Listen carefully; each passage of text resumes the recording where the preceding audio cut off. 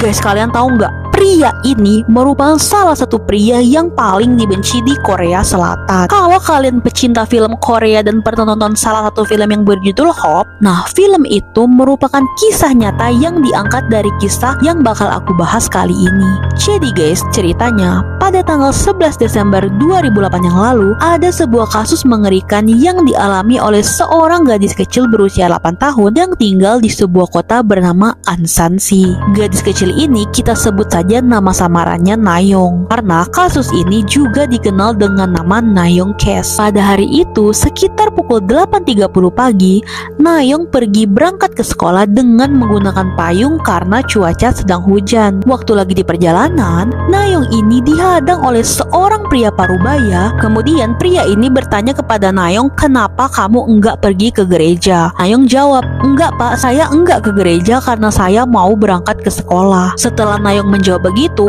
entah setan apa yang ada di otak pria ini, dia langsung membekap dan menyeret Nayong, kemudian membawa masuknya ke dalam toilet gereja. Saat berada di toilet itu guys, katanya si Nayong ini didudukkan secara paksa di atas toilet. Setelah itu Nayong pun disiksa, dipukul, dihajar, ditampar, hingga si Nayong ini menangis sejadi-jadinya. Melihat si Nayong udah nangis, bukannya kasihan, pria ini malah menggigit pipi si Nayong hingga jadi robek. Karena nggak tahan disiksa terus-menerus, Nayong pun akhirnya pingsan dan nggak sadarkan diri. Dan di saat si Nayong ini udah pingsan, pria ini malah memperkodok Nayong yang masih berusia 8 tahun itu. Sampai-sampai nih guys, organ reproduksi si Nayong ini nggak bisa berfungsi sebanyak 80%. Astaga, nggak kebayang guys gimana rasanya Nayong pada waktu itu. Diketahui, pria parubaya bejat ini bernama Cho Do-son. Setelah dia menyiksa dan memperkodok Nayong, pria ini langsung membersihkan TKP dengan ngelap-ngelapin semua darah yang ada di sana. Bahkan dia ini sempat juga mencuci badannya si Nayong untuk ninggalin jejak dan kemudian kabur. Setelah berhasil kabur, pria ini dengan tidak merasa bersalahnya meninggalkan Nayong di dalam toilet gereja itu sendirian. Gak lama kemudian, saat Nayong ini udah sadar, dia itu kesakitan banget dan berusaha merintih minta tolong. Untungnya waktu itu ada orang yang lewat dan dengar teriakan si Nayong. Orang ini pun langsung nelpon polisi dan juga memanggil ambulans. Nayong pun langsung diselamatkan dan dibawa ke salah satu rumah sakit terbesar di Korea Selatan. Pas udah sampai di rumah sakit, diketahui tubuh Nayong ini guys udah nggak karuan dan sangat memprihatinkan.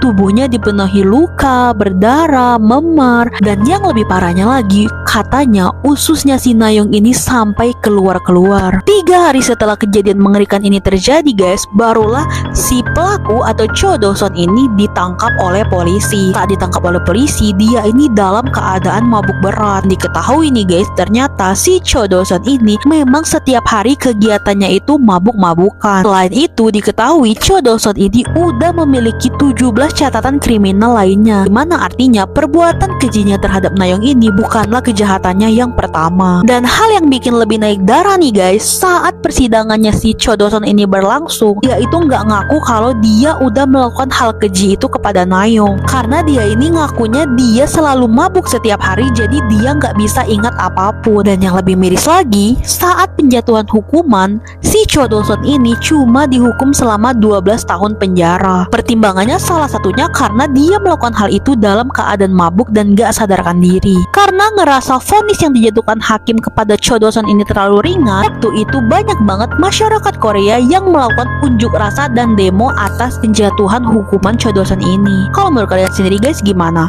Hukuman Cho Do-son ini emang terlalu ringan atau udah pas? Komen ya.